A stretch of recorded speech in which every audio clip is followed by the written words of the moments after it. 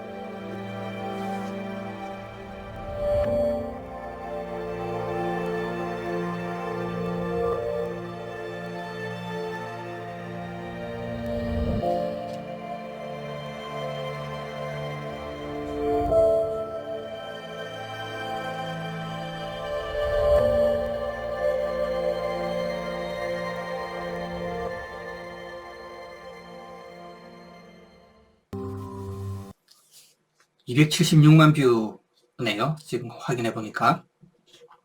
기후변화는 북극곰에게 가장 큰 위협입니다. 맞습니다. 그레타 툰베리도 저 동영상을 보면서 마음을 다잡았다고 그래요. 그런데 뉴욕 타임즈에 따르면 북극곰들은 대체로 잘 살고 있다고 합니다. 1983년 미국 국립과학원은 변화하는 기후 CO2 평가위원회 보고서를 발간했습니다. 날짜가 1983년 맞죠? 자연과학자들의 관점이 5챕터, 경제학자의 관점으로 지은 게 2챕터로 이루어져 있는데, 경제학자들은 단지 에너지 소비를 제한하면 기후변화에 오히려 악영향을 미칠 수 있다. 토마스 셸링이라는 경제학자의 주장인데요. 이 보고서는 경제학자들의 시각에 좀 더 기울어져 있습니다. 저 북극곰 말인데요. 저 영상 촬영한 스태프들 다 스스로 인정했습니다. 이 영상과 기후변화는 별 연관성이 없습니다. 이거 내셔널 지오그래픽에서 만들었는데요.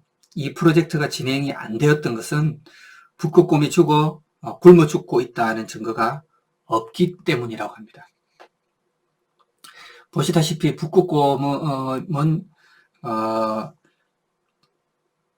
그림과 같이 19개의 하위 집단, 서브 파퓰레이션으로 지역으로 이렇게 분류가 됩니다. 조사한 결과를 보시면 그린으로 된 두 집단은 개체수가 늘었습니다. 노란색으로 된 5개 집단은 개체수가 유지가 되었고 8개 집단은 파악이 불가하다. 결과적으로 전반적인 추세를 제대로 알 수 없는 상황이 되었습니다. 온도가 올라가면 당연히 얼음이 녹아서 북극곰이 살아갈 터전이 줄겠죠. 곰의 개체수가 줄어드는 가장 큰 요인이 과연 온도 상승뿐일까요? 바로 사냥입니다. 1963년부터 2016년까지 사냥당한 곰은 모두 5만 3천 마리, 남아있는 북극곰은 2만 6천 마리. 어설픈 대책보다 정확한 원인 분석이 필요하다. 현재 북극곰에 관한 정보는 모두 오류투성이다. 이렇게 얘기를 하고 있습니다. IPCC의 SPC 정책 결정자를 위한 요약은 사실 수백 페이지에 달하는 각 분야 전문 연구 결과를 44쪽으로 요약해야 하기 때문에 이 보고서의 주저자는 이 방면의 자타가 공인하는 그런 전문가입니다. 바로 이 사람입니다. 리차드 톨. 정치권과 언론은 44페이지 중에서도 몇 문장만 읽습니다. 그래서 각 연구자들 사이에서는 자기 연구 주제가 타이틀이 되도록 물밑 작업이 엄청나다고 하네요. 이 보고서의 초고 메시지 내용은 요약을 하면 바로 저 내용입니다. 기후변화의 영향이라고 걱정하는 것 중 다수가 실제로는 관리 부실과 저개발 때문에 일어난 증상이다. 이것이 핵심 요약입니다. 그런데 유럽 국가 대표들은 경제개발보다 탄소 배출 감소에 초점을 맞추기 원하죠. 온실가스 배출 감소를 정당화할 수 있는 그런 명분이 필요하다는 겁니다. 어떤 나라에서는 기후변화가 지옥으로 가는 고속도로다, 이렇게 표현을 넣자고 주장하기도 합니다. 결국 리차드 톨, 이 사람의 저항에도 불구하고 최종 승인본은 우리 모두 죽게 될 것이다 라는 종말론적 전망으로 가득 차게 되고, 요약본보다 고의로 생략한 부분이 더 많았다. 예를 들면 품종을 개량하면, 또 관계시설을 개선하면 식량 수확량은 증가할 수가 있다. 해수면에 평균 상승 수치가 있는데 이거는 다 빼버리고 가장 극단적인 가장 많이 상승하는 수치를 보고를 넣었다든지, 아니면 최저기온 상승으로 인한 사람들의 부담이 감소하는 부분, 또 뭐 다양한 지원책, 이런 부분은 고의로 생략하고 아주 부정적이고 극단적인 내용들만 승인본으로 최종적으로 남아있게 되었다. 그러자 리차드 톨, 이 사람 결심합니다. 이거 이 사람들 큰일 낼 사람들일세 하고 물러납니다. 신뢰할 수 없는 요약이라고 하면서. 우리는 그 대답을 어느 정도 알고 있습니다. 기후변화 정부 간 협의체 보고서의 과학적 기반 자체는 대체로 건전하다. 하지만 정책 결정자를 위한 요약과 언론 보도자료, 보고서 저자들의 성명과 언론 인터뷰, 이런 것들은 다소 이념적 동기를 가지고 과장하는 경향을 보인다. 중요한 맥락을 함부로 생략한다. 이게 문제다.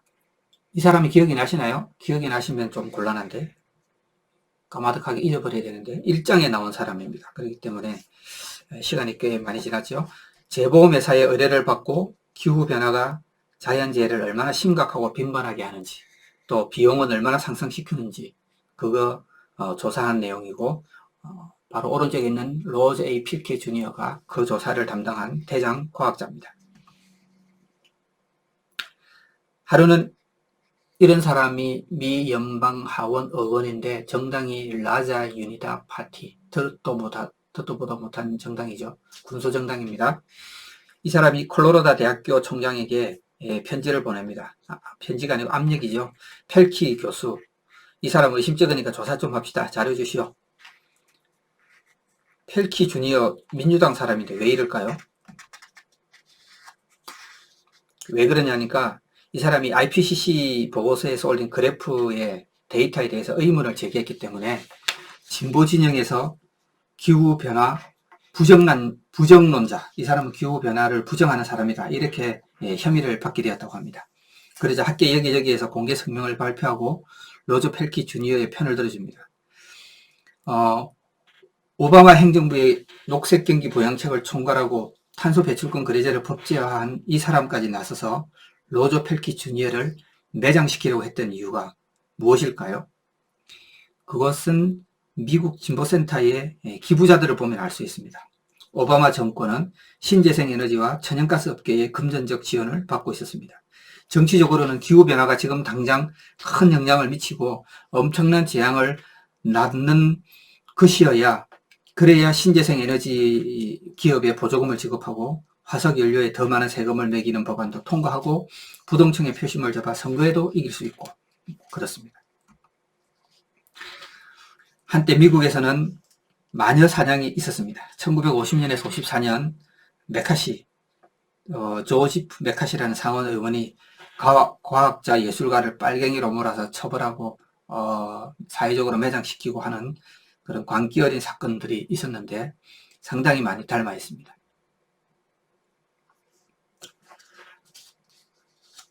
빌 맥키번, 350.org라는 단체의 수장입니다. 이 사람의 아버지가 한때 전쟁에 반대하는 베트남 전쟁 참전 용사회에 시위를 하다가 체포되는 과정을 이 어린 빌 맥키번이 목격을 하고 점점 좌파 성향의 작가와 학자들의 영향을 받게 됩니다. 2019년에 발간한 폴터라는 책입니다. 바로 이 빌 맥키번이 지은 책인데요. 기후변화의 위험성을 경고한 책입니다. 그의 주장이 사실이라면 이 기후변화는 사실 흑사병보다 더 심각한 도전이라야 됩니다. 흑사병으로 5천만 명이 죽었고 각종 전염병으로 수천만 명이 죽었습니다. 세계대전과 홀로코스트로 1억 명이 죽었고 2차 콩고 내전 400만 명이 죽었고 전 세계 급빈 상태에 있는 사람이 10억 명이고 중동과 아프리카의 수만 명이 내전으로 인해 고통을 받고 있습니다. 아프간 침공 20년 동안 17만 명이 죽었고 500만 명의 난민이 발생했습니다.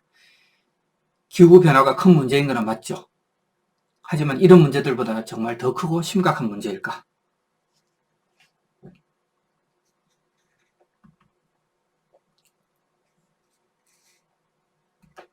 (1989년에) 자연의 종말이라는 책도 이 사람이 지었는데요. 종말의 원인을 핵전쟁에서 기후변화로 바꾼 것뿐입니다. 자본주의적 산업화를 겪으면서 인류가 자연과 접점을 상실했다. 보이지 않는 질서, 환경주의자들에게는 바로 자연, 이 우리를 거기에다가 맞춰 다잡아야 하는 보이지 않는 질서가 된 것입니다. 과학이 입증하는 사실은 버려둔 채 자연에 대한 직관적인 견해에 따라 환경 문제를 둘러싼 다양한 행동과 기술과 정책을 지지해왔습니다. 직관적인 견해란 곧 자연적인 것이 좋다라는 오류입니다. 바다 거북, 코끼리, 야생 어류를 보호하려면 자연적인 것은 결코 좋지 않습니다. 신재생 에너지와 유기농이 자연과 풍광에 더 큰 해를 끼친다는 것을 입증하는 증거가 수도 없이 많지만 수많은 환경운동가들은 이 사실을 받아들이기 꺼려합니다. 인공도내학이라고 그러죠. 사이버네틱스, 자기통제 시스템에 대한 학문입니다. 응용을 해서 자동 온도 조절기가 개발되었죠. 이것은 바로 생태학의 베이스가 됩니다. 자연 역시 사람이 개입하지 않으면 자기통제 시스템을 통해서 생물종과 환경을 탈락시키거나 도입해서 균형을 맞춘다. 대충 이런 내용입니다. 그렇지만 근거는 없습니다. 완전하고 단일의 시스템이 없기 때문에 온갖 동식물과 유기체가 뒤섞여 있는 상황일 뿐이고 지구는 지금도 계속 변하고 있습니다. 지구상의 모든 현상은 점진적이고 순차적입니다. 갑자기 빙하가 녹아내리고 통제불능의 화재가 일어나는 0 아니면 1 이런 식으로 작동하지는 않습니다. 결론적으로 종말론적 시나리오를 제대로 설명하지 못하고 있다는 거죠. 일부 생태학자들은 무의식적으로 의도치 않게 종교적인 관념을 과학에 개입시키기도 합니다.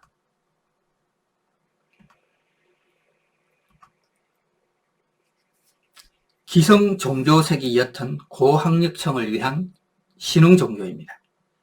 주요 신도는 선진국과 개도국의 상위층, 인생의 새로운 목적을 제공합니다. 좋은 사람과 나쁜 사람, 영웅과 악당을 구분하는 기준이 되어줍니다. 환경주의는 과학이라는 이름으로도 설파되는데 지적인 권위까지 확보하고 있습니다.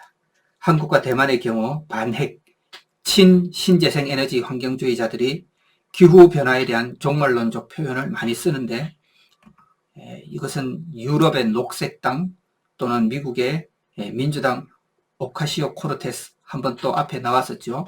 이 사람들의 말과 거의 동일합니다. 환경주의자들은 인간이 지구를 다스리고 지배할 권리가 있다는 생각에 반대를 합니다. 창조주의 자리에 자연으로 대체한 것.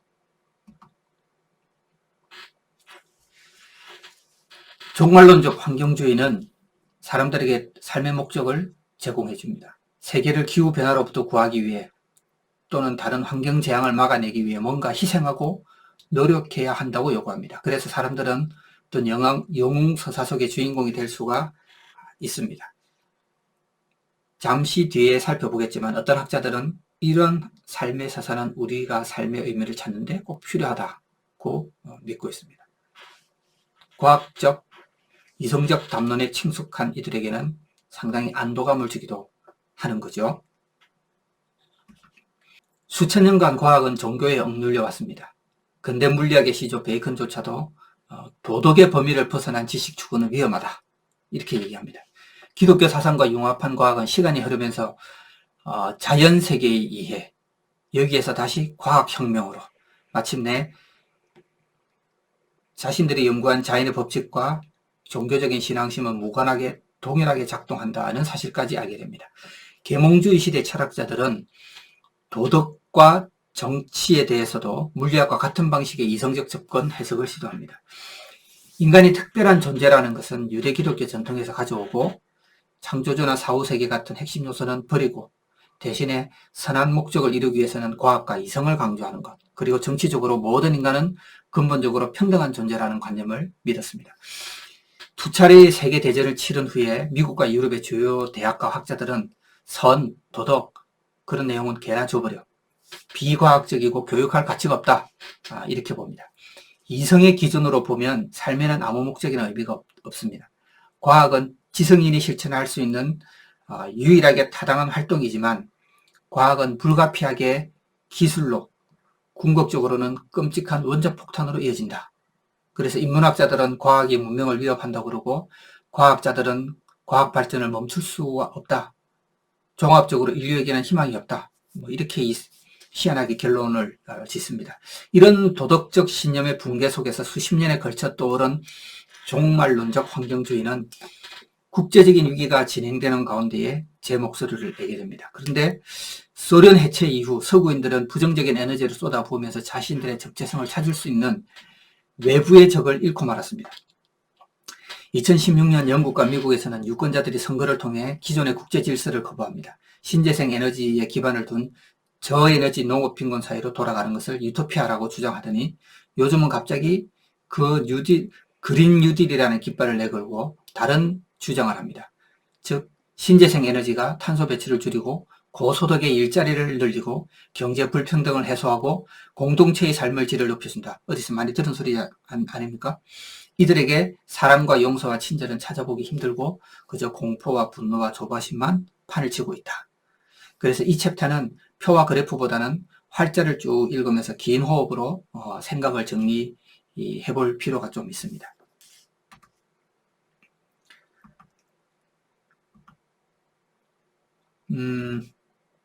보이시나요? 첫째 프롤로그에서 우리가 봤던 멸종저항이라는 단체들이 런던에서 했던 시위 내용입니다.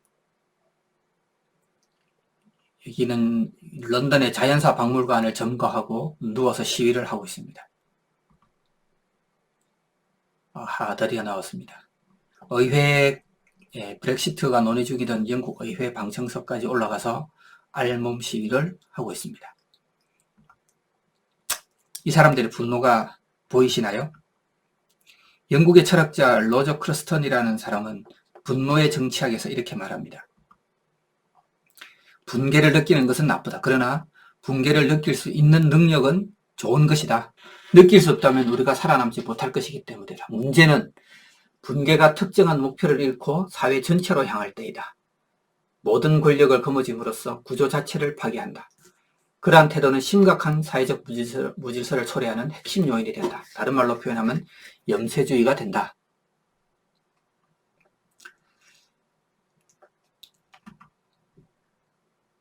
기후변화란 말이야. 이 어렸을 때부터 이런 교육, 이런 메시지를 계속 지속적으로 받으면 어떤 의도적인 사악한 행위의 결과야. 그러면 이제 이 어린 친구들의 가슴에는 분노가 차오르게 됩니다. 그러나 탄소 배출은 어떤 무슨 사악한 행위의 결과가 아니라 에너지 소비의 부산물일 뿐입니다. 그 에너지를 가지고 우리들은 자신과 가족들을 부양하고 사회를 가난에서 구해내고 인간의 존엄성을 성취하는 필수적인 요소로 우리가 사용을 했습니다. 가난한 나라들이 기후변화를 막기 위해 경제개발을 하지 말아야 할 이유는 어디에도 없습니다. 이 세상은 극단적인 자연재해로 인해 죽어가는 사망자 수가 꾸준히 줄어들고 있습니다. 우리가 더 나은 기술을 받아들이면 고릴라, 펭귄 같은 멸종위기종의 서식지는 더 많이 확보할 수 있고 야생동물 역시 더 많이 번성할 것입니다. 그러기 위해서는 우리가 할 일이 너무나 많습니다. 문제는 방향입니다. 현재의 긍정적인 흐름을 키워나가야 됩니다. 저에너지 농경 사회로 돌아가서는 절대 안 됩니다.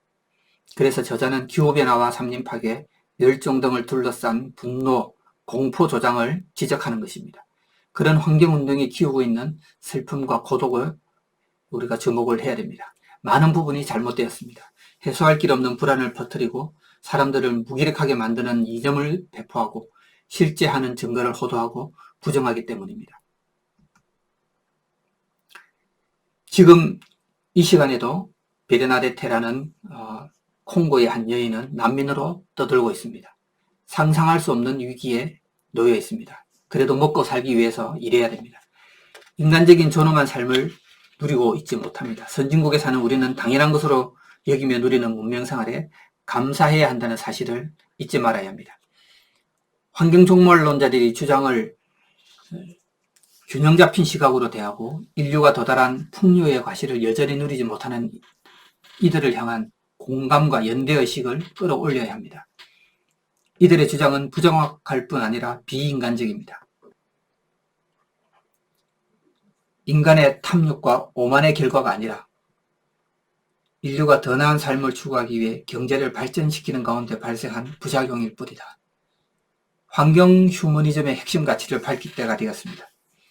부유한 나라는 가난한 나라의 경제 개발을 반드시 도와야 됩니다. 자신들은 고밀도 에너지를 쓰면서 가난한 나라는 저밀도 에너지를 쓰도록 강요하는 것, 가난을 이겨내고 풍요를 이룬 길에 개발도상국들이 들어서지 못하게 막는 것은 정말 너무나도 비인간적입니다. 서구 사회는 콩고에 막대한 빚을 지고 있습니다. 콩고에서 나온 팜유 덕분에 고래는 멸종을 면할 수 있었습니다. 그러나 콩고인들은 여전히 고통에 시달리고 있습니다. 정치적, 경제적 안정을 얻는 것이야말로 환경을 지킬 수 있는 최선의 수단입니다.